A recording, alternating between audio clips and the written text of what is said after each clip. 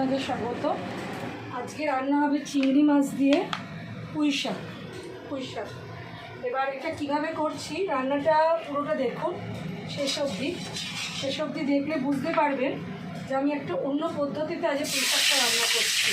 মানে যে পদ্ধতিতে সাধারণত আমরা পুঁই শাক করি, বড়ি দিয়ে করি, নিরামিষ করি, কিন্তু এইভাবে যদি করেন তাহলে দেখবেন রান্নার টেস্টটা বহুগুণ বেড়ে যাবে। আর চিংড়ি মাছ দিলে তো একটুখানি আলাদা করে টেস্ট আছে। যে কোনো রান্নাতে যদি চিংড়ি ইউজ করেন তার ব্যাপারটা একটু আলাদা টেস্ট আসছে। পুঁই শাকের মধ্যে চিংড়ি মাছ দিলে এটাও খেতে খুব সুন্দর হয়। আমি তার জন্য একটুখানি আগে চিংড়ি মাছ দিয়ে পুঁই শাকটা করছি। রান্নাটা প্রথম থেকে দেখতে থাকুন শেষ অবধি। আপনাদের এমন কিছু আছে রান্নাটায় যেটা যেভাবে আপনারা করলে আপনাদের বাড়িতে যদি করেন খুবই ভালো লাগবে।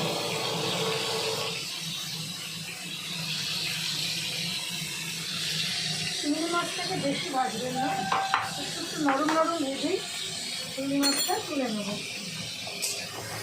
আরেকটু ভাজা হোক, বেশি ভাজবো না চিংড়ি মাছটাকে। মোটামুটি ধরুন জোরে করে রেখেছি গ্যাসটা। আমি 2-3 মিনিট একটুখানি লাল লাল হয়েছে, গাটা নুন হলুদ মাখিয়ে রেখেছিলাম।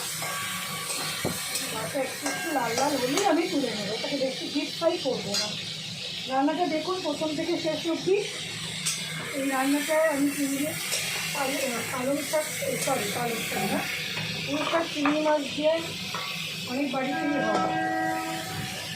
আমি একটা অন্যভাবে বানাচ্ছি, দেখুন ভালো লাগবে আপনারাও এটা বাড়িতে ট্রাই করতে পারেন। পুরো ভিডিওটা দেখতে থাকুন, তাতে দেখবেন। এখন আমি এখানে আর তেল দেবো না।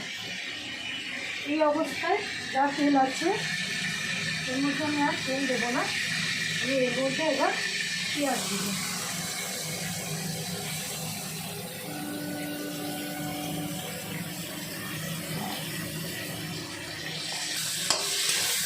তেল দেবো না। রান্নাটা দেখুন খুবই ইন্টারেস্টিং, ভালো লাগবে। এইভাবে বানাবেন, দেখবেন এর টেস্টটা অন্যরকম হবে। আমি কিন্তু চিংড়িটা ভেজে তুলে রাখলাম আর পেঁয়াজটা ভাজতে দিয়ে দিলাম। পেঁয়াজটা 5 মিনিট একটু ভাজা ভাজা হোক, জোরে করে আঁচ করে ভাজতে দেবো, আস্তে করবেন না, জোরে করাটা। দেখো ভাজা ভাজা হয়ে গেল এই অবস্থায়। আর এর থেকে বেশি ভাজা ভাজা দরকার নেই। এবার আমি সবজি আর শাকটা একসাথেই দেব। আমার এখানে কাটা আছে পুঁই শাক, কুমড়ো, আলু আর বেগুন।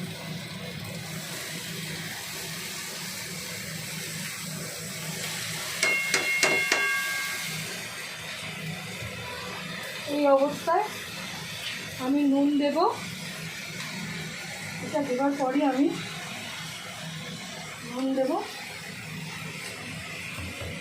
আর হলুদ দেব। নুন আর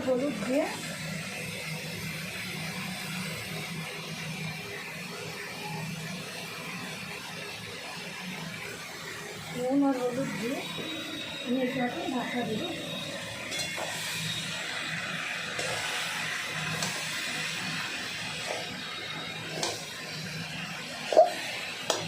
এরকমভাবে পুঁই শাক বানালে না বাড়িতে সবাই খাবে, বাচ্চা থেকে বুড়ো অবধি সবাই খাবে।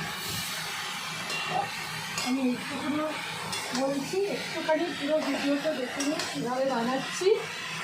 সেই প্রসেসে তোমরা বানাও, ভালোই লাগবে খেতে। এটা ঢাকা দেওয়া থাক কিছুক্ষণ, ওটা একটু সেদ্ধ হোক। যদিও সেদ্ধ হতে বেশি সময় লাগবে না, তবু যেটুকু সময় লাগে সেটা তো তাকে দিতে হবে। যে কোনো জিনিস ওই সবটা সেদ্ধ হোক।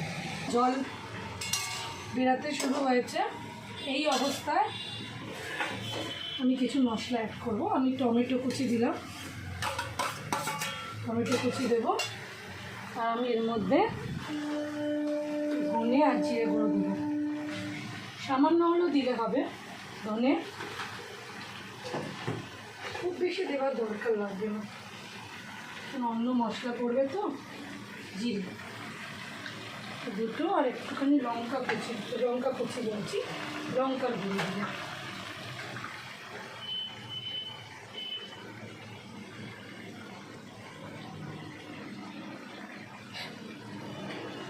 টেস্টের ব্যালেন্সের জন্য আমি এখানে একটুখানি চিনি দিয়ে মশলাটা মশলাগুলো তো মজতে হবে সবকটা, তাই এই সেদ্ধর সাথে সাথে মশলাটাও মজবে, মশলার গন্ধটাও যাবে, ওই জন্যে আমি এগুলো এই অবস্থায় দিয়ে আবার ঢাকা দেবো।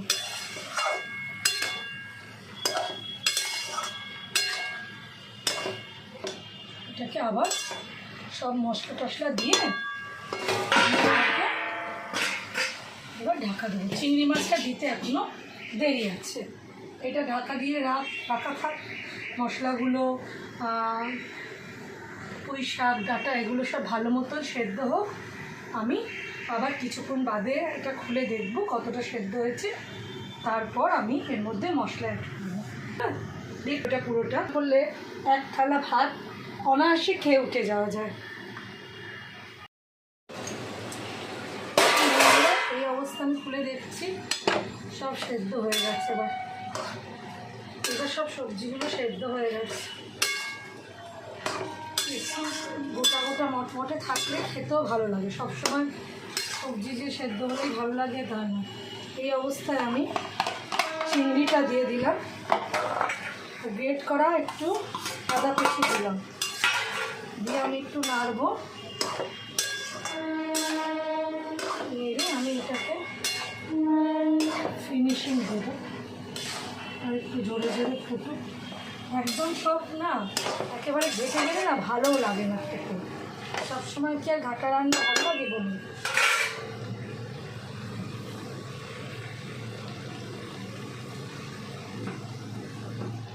এবার রান্নাটা শেষের দিকে বন্ধুরা, এইবার কি করব, আমি এটার মধ্যে গরম মশলা দিয়ে দিলাম। গরম মশলা দিয়ে দিলাম, আর এখানে আমি আলাদা করে ফোড়ন দেবো বলে দুটো তেজপাতা, দুটো তেলে তেজপাতা, আর একটু পাঁচ ফোড়ন দেবো, আর শুকনো লঙ্কা দেবো একটা শুকনো লঙ্কা আমি এর মধ্যে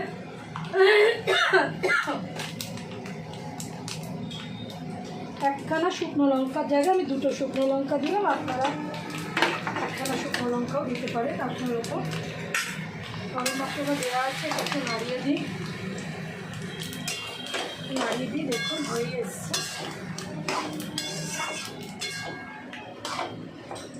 এবার আমার লাস্ট ফিনিশিং, আমি ফোড়নটা দেবো ওপর দিয়ে।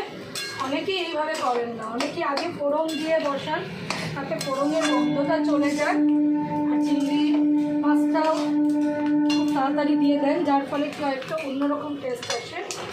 এরপর নুন মিষ্টি ঝালটা আপনাদের নিজেদের ওপর, কার বাড়িতে কতটা নুন খায়, কতটা মিষ্টি খায়। মিষ্টি ভাতের রান্নায় অবশ্য কেউ সেরকমভাবে খায় না, আমার যতটা সম্ভব আইডিয়া আছে। এবার আমি একটুখানি একদম আমার হয়ে গেছে, আমার এই ফোড়নটাও রেডি হয়ে গেছে, তো আমি এখন দেবো বন্ধ করে। ফোড়নটা সবসময় ওপর দিয়ে আলাদা করে দেবে।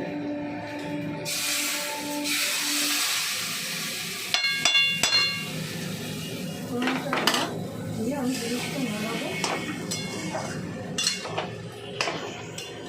ফোড়নটা গন্ধটা অনেকক্ষণ থাকবে, আর নামাবার আগে আমি নারকেল কুচি দেবো। চিংড়ি মাছ, নারকেল কুচি, তারপর গরম মশলা, পেঁয়াজ, 3-4 রকম সবজি, এই দিয়ে যে তৈরি হচ্ছে এটা, এর অতুলনীয় স্বাদ। এইটা আপনার অপূর্ব থেকেও অপূর্ব খেতে হবে। এইভাবে বানাবেন বাড়িতে। নারকোলটা সকল আসতে দেবেন একদম ফোড়নের পর।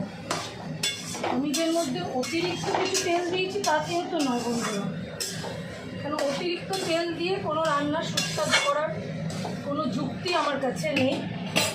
যতটুকু লাগে ততটুকু দিয়ে রান্নাটা সুস্বাদু করো, তার থেকে কম দিতে পারো তো শরীরের জন্য আরও ভালো।